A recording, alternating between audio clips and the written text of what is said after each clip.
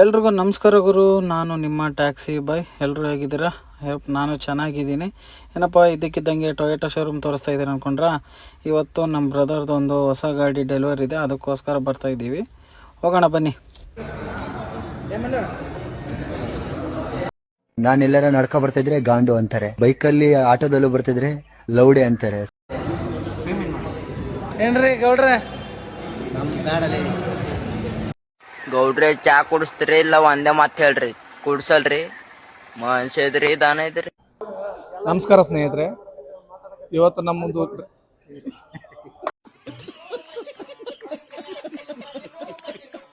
ಎಪ್ರಪ್ಪ ಮಾತಾಡೋರ್ಕಂಡು ಇಡುವ ನೋಡಿ. ಇವತ್ತು ಡ್ರೈವರ್ದು ಡೀಟೇಲ್ಸ್ ಹೆಂಗೈತೆ ಅಂದರೆ ನೋಡು, ದೊಡ್ಡ ಧೈರ್ಯ ಮಾಡಿರೋದು 1200 ರೂಪಾಯಿಗೆ. ಒಂದು ನಿಮಿಷ ತೋರಿಸ್ತೀನಿ. ಟೋಟಲ್ 69 ರೂಪಾಯಿ, ಆದರೆ ತಗೊಳ್ಳೋದು 15 ಲಕ್ಷ ಕಾರು. ಓಕೆನಾ? ನಮ್ಮ ಧೈರ್ಯನೇ ಹಂಗೆ. ಅದೇ 3 ಇವರೇ ಓನರ್. ಅದಕ್ಕೆ congratulation brother, congratulation. Okay okay okay.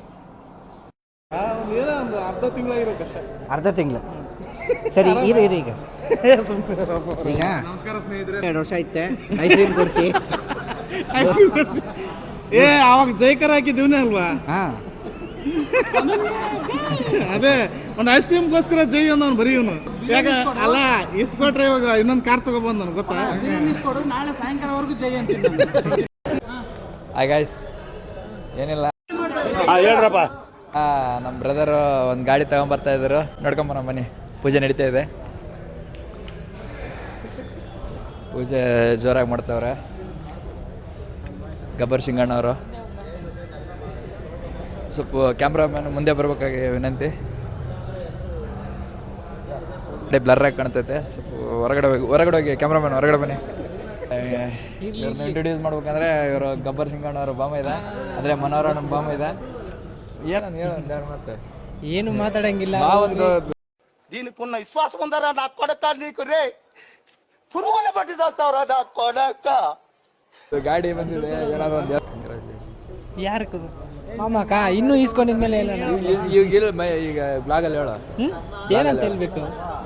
మంచి చేస్తే నా కొడక నువ్వు రే నాశనం అయిపోతావురా. ಹೇಳ ಗಾಡಿ ಖುಷಿ ಆಗುತ್ತೆ. ಖುಷಿ ಇದೆ, ತುಂಬಾ ಖುಷಿ ಇದೆ. ಗಾಡಿ ನೋಡ್ಬಿಟ್ಟು ತುಂಬಾ ಖುಷಿ ಆಯ್ತಪ್ಪ. ಗಾಡಿ ಮಾತಾಡಿಸ್ತಿದೆ. ಈಗ ಗಾಡಿ ತಗೊಂತ ಇದ್ರೆ ನಿಮ್ಗೆ ಏನು ಅನ್ಸಕ್ಕೆ?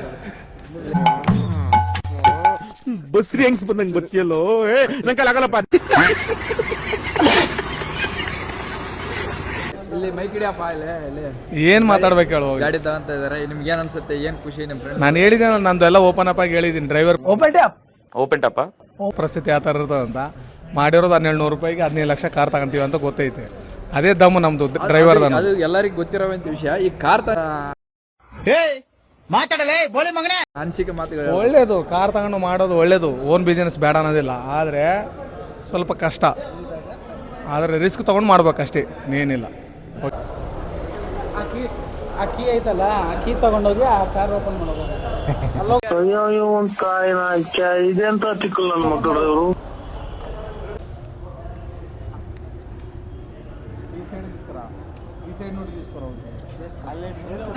ಅದು ಚಪ್ರಿ ಅಲ್ಲ, ಚಪ್ಲಿ ಅದು. ನಮ್ ಎಂಜಲು ನಮ್ ಉಚ್ಚೆ ಕುಡ್ದು ನನಗೆ ಬದುಕುದು ನನ್ನ ಮಕ್ಕಳು ನೀವು ಇವತ್ತು ಬಂದು ಮಾತಾಡ್ತಾವೆ. ಏನ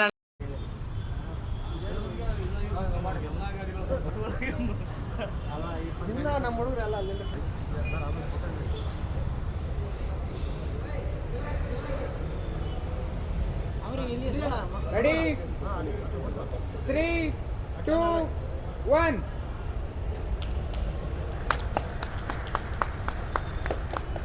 రే పిఎంఐ కట్టేటప్పుడు కూడా ఇట్లా కొట్టండి. రే పిఎంఐ కట్టేటప్పుడు కూడా ఇట్లా కొట్టు.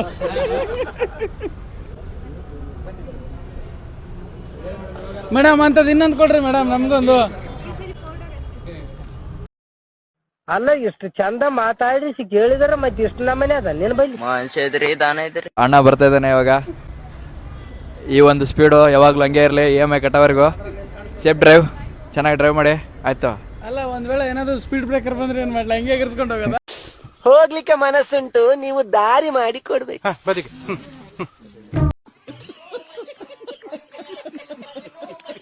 ಬರಲಿ ಅಣ್ಣ, ಮುಂದೆ ಬರಲಿ. ಅಣ್ಣ ಬಿಸಿ ಇದ್ದಾರೆ ಇವಾಗ, ಮಾತಾಡೋಕ್ಕಾಗಲ್ಲ. ఓకే. ఈ షోరూమ్ ఎలా ఉంది?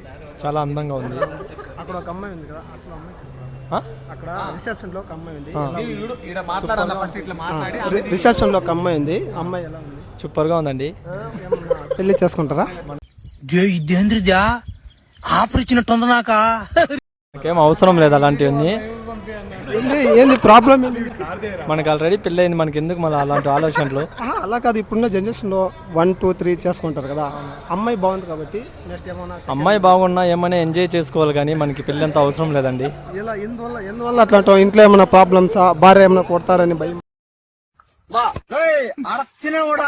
అలా అంతా ఏం లేదు, కానీ మనకు ఆల్రెడీ ఒక లైఫ్ ఉంది. ఆ లైఫ్ని మనం చాలా అందంగా చూసుకుంటే మనకు అదే సాటిస్ఫాక్షన్. ఓకే, ఇప్పుడే అన్నారు కదా ఎంజాయ్ చేస్తామని, అలా ఏమన్నా? అవును, అది ఏమైనా ఎంజాయ్ చేయాలంటే మనం బయట చూసుకోవాలి. ಭಾರ್ಯಾಗ ಭಯಪಡ ಮುಂಚೆ ಕಾರು ತಗೊಂಡ್ಮೇಲೆ ಬುಕ್ ಮಾಡಲು ಹೋದಂಥ ನಮ್ಮ ಮೇಡಮ್ ಅವ್ರು ಇಲ್ಲೇ ಇದ್ದಾರೆ. ಒಂದೆರಡು ಮಾತುಗಳು ಮಾತಾಡ್ಬೇಕು. ಅವ್ರು ಏನಂತಾರ ಗೊತ್ತಿಲ್ಲ, ಮಾತಾಡೋಣ. ಅಕ್ಕ ಅನ್ಬೇಡಪ್ಪ, ನೀನು ಮೇಡಮ್ ಅನ್ನು. ಕಾಲ್ಮಿ ಮೇಡಮ್, ಕಾಲ್ಮಿ ಮ್ಯಾಮ್ ಅಷ್ಟೇ ಅಕ್ಕ. ಹೆಂಗಸ ಹತ್ರ ಹೇಗ್ ಮಾತಾಡ್ಬೇಕು ಗೊತ್ತಾಗಲ್ಲ. Give respect, take respect, mind it.